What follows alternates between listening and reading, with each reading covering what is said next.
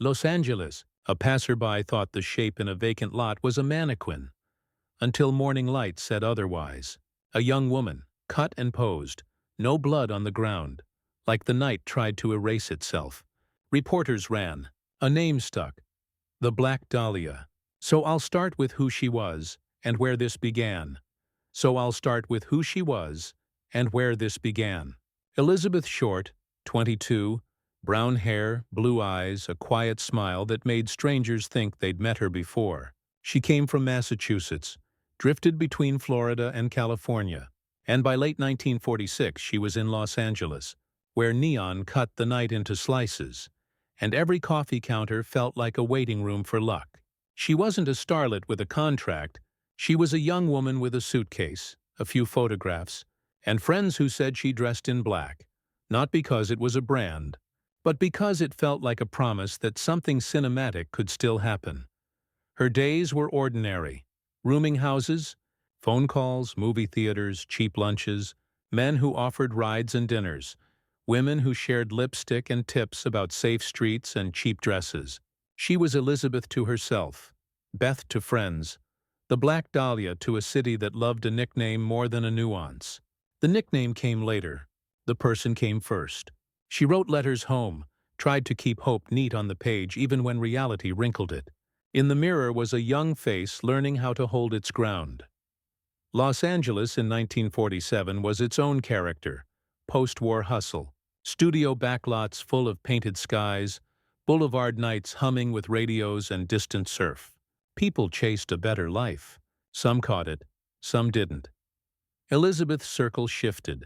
Acquaintances from cafes, roommates who knew roommates, men in uniforms, bar musicians, a hairdresser who remembered her gratitude more than her gossip. A landlord recalled a polite girl who came home late but not loud. A friend remembered her nervous laugh. These are small things, but small things build a person. But behind this everyday routine, something felt off. Not a thunderclap, more like a pressure change in the air. Friendships that expired too quickly, addresses that changed too often, promises of jobs that never called back. Los Angeles has a way of making a story feel almost complete just before the page tears. The first sign was small, but it stayed with me. The first sign was small, but it stayed with me. A hotel lobby with a clock that never seemed to move. A letter left unsent. A ride given by a man who swore he was only trying to help. On January 9, 1947, Elizabeth was reportedly seen at the Biltmore Hotel, waiting for someone, then perhaps heading toward downtown. The last clear sighting most accounts hold. I picture the lobby chairs, the bellhop's bored glance, the way big rooms make small people look like questions. She had friends, but not anchors. She stayed where she could, sometimes with women who worked long shifts, sometimes with men who promised introductions. Rumor did what rumor does, filled gaps with guesses. Memory did what memory does, smoothed rough edges until they fit. Later, when the newspapers printed that nickname in letters larger than the news itself, people believed they had known her all along. They hadn't. A city knew a title. Few knew the girl. She liked movies, soda fountains, and evenings that felt cooler than the afternoons. She carried hope like loose change. Never enough to buy everything, enough to keep walking. She did not carry money for a vanishing act, and she didn't own a car for quick escapes. She moved across rooms the way someone moves across a tight month, carefully, counting steps. Investigators would later say one detail didn't fit: the ease with which she seemed to vanish between lobby and sidewalk. Los Angeles eats distance. Blocks stretch. Eyes look away. A person can be present at 6:30 p.m. and missing by 6:31, and the only record is the hum of a neon sign. That brings me to the hours before everything changed. That brings me to the hours before everything changed. January 9, 1947, late afternoon into night. Elizabeth stands, sits again in a lobby chair, asks the desk if a call came. It didn't. She steps into the street. Streetcars rattle. A theater marquee blinks. A man named Robert Red Manley, an acquaintance, had given her rides earlier that week, dropped her at the Biltmore, says he last saw her alive. His account will be picked up, put down, tested, retested. For now, it's just a piece on the table. From January 9 to January 15th, the timeline blurs. Claimed sightings pop like flashbulbs. A woman who looked like her at a diner. A woman with her voice on a payphone. A woman with her hair stepping off a bus. Maybe it was Elizabeth. Maybe it was the city playing tricks with its lookalikes. People remember the face that ends up in print, and then they remember seeing it everywhere. That's how memory bargains with fear. Surroundings, cheap hotels with gentle names, sidewalks that smell like oranges and gasoline, rooms that echo when the radio is off. Suspects, though we don't call them that yet, move along the edges. A nightclub owner with an address book, a polite man with a doctor's hands, a friend of a friend who liked to be in photographs. No verdicts, only silhouettes. One routine step didn't happen that day. No one noticed a clean route from lobby to safety. Maybe she met someone she trusted. Maybe she planned to walk only 2 blocks. Maybe the night looked shorter than it was. The city keeps secrets between doorways. And then came the moment the quiet broke. And then came the moment the quiet broke. January 15, 1947, morning, Leimert Park area. A woman pushing a stroller looks across a vacant lot and sees what she thinks is a store mannequin, pale and placed like a window display. She gets closer. It isn't. She covers her child's eyes and runs for a phone. The operator's voice is flat. The caller's breath is not. Patrol cars turn in, tires chewing wet dirt. At first, the scene looks like a stage with a single prop, as if someone had set it there to be found. The body is severed at the waist and posed. There is no blood on the ground. Whatever happened did not happen here. That one fact changes the case forever.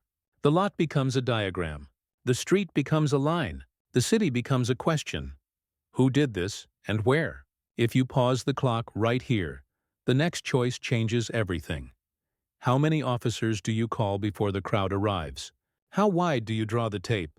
How quickly do you choose between secrecy and speed? Telephones ring. Newsrooms wake up. A name, Elizabeth Short, will soon meet a new name, the Black Dahlia, and the city will decide which one to repeat.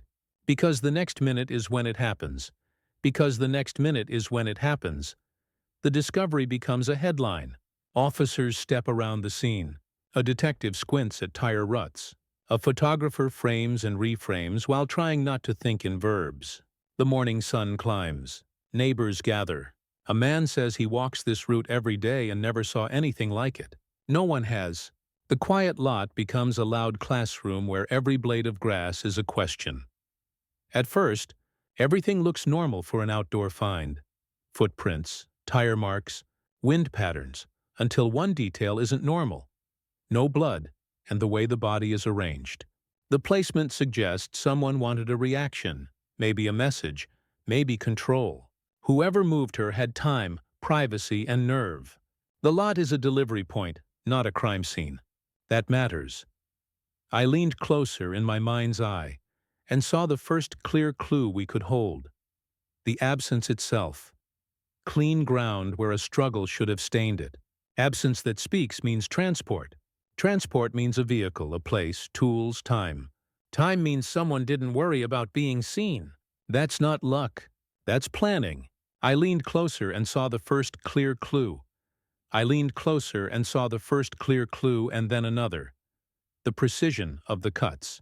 Some said it looked like the work of someone with surgical knowledge. Others said a butcher could manage it. Theories split, then multiplied. A neighbor thought she heard a car door at an odd hour. Another remembered a flash of headlights across her ceiling around 3 a.m.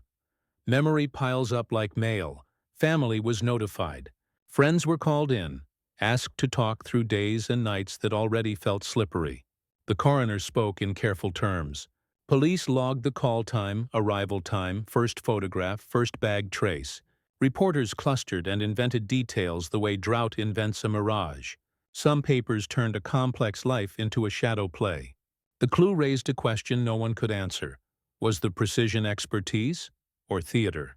Was someone showing off or covering in plain sight? Then someone said, "Check the mailroom." It sounded odd in a morning of dirt and tire tracks. But crimes don't always stay on the ground. Some of them go through the post. Then someone said, check the mailroom. We did. Then someone said, check the mailroom. We did. Days later, envelopes arrived at the Los Angeles Examiner and others. Cut-and-paste messages with taunts, lines that sounded like they were written to be read out loud, and personal items said to belong to Elizabeth. Photographs, a small book of addresses. The package had been cleaned with gasoline, as if someone whispered to the evidence to forget its fingerprints. A partial print was lifted, then reportedly smudged, lost in the shuffle between urgency and protocol. Two facts can't both be true, unless there's a third thing we missed.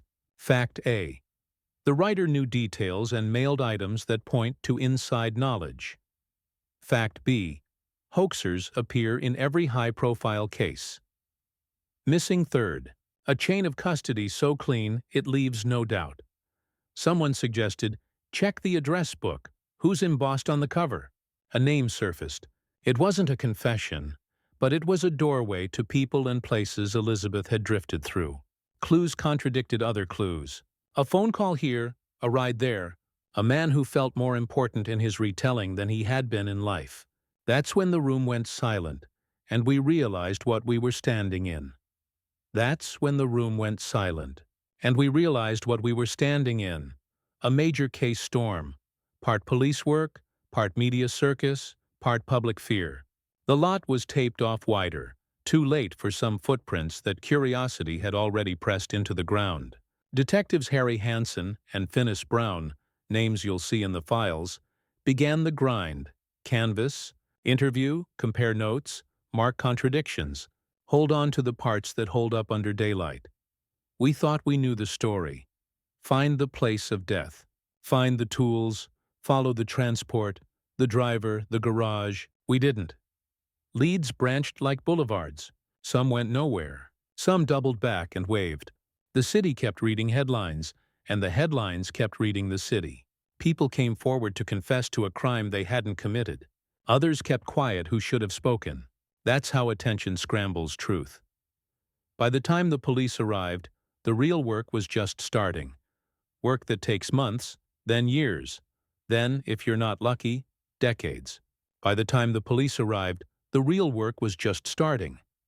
By the time the police arrived, the real work was just starting. LAPD built a wall map with threads that crossed neighborhoods like bus routes. Downtown, Hollywood, Leimert Park, Mid-City. They pulled hotel registries, bus depot logs, rooming house ledgers.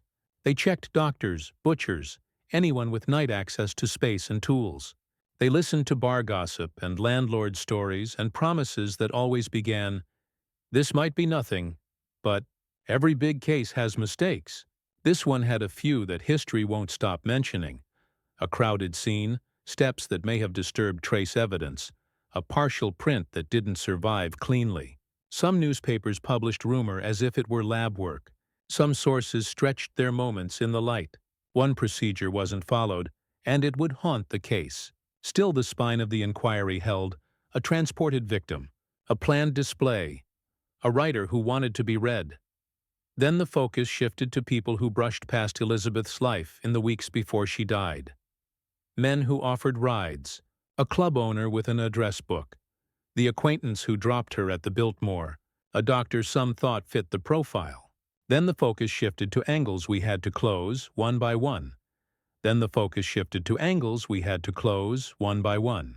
Robert Red Manley was questioned early and often. He cooperated, passed polygraphs of the era, and, despite early suspicion, wasn't charged. The address book pointed toward friends of friends, some helpful, some only loud. Names rose, fell, rose again as the city tried to solve the case by rumor. Forensics of the day did what they could. Blood typing, tool mark comparisons, postmarks, paper analysis. Ballistics had little to sing about. This wasn't a shooting that left casings on the ground. Alibis were checked. Time cards were stacked. A few suspects looked good on paper and bad on a calendar. Others looked bad in a headline and good in a lab. But investigators soon discovered something that didn't make sense. Certain timelines demanded two places at once, or speed that ordinary traffic wouldn't allow. Those suspects thinned out under common sense, and that discovery forced a new look at the letters and packages. Who had access to Elizabeth's belongings? Where could they have been stored, cleaned, prepared?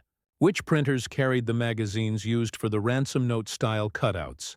It wasn't just what was sent. It was how it was sent.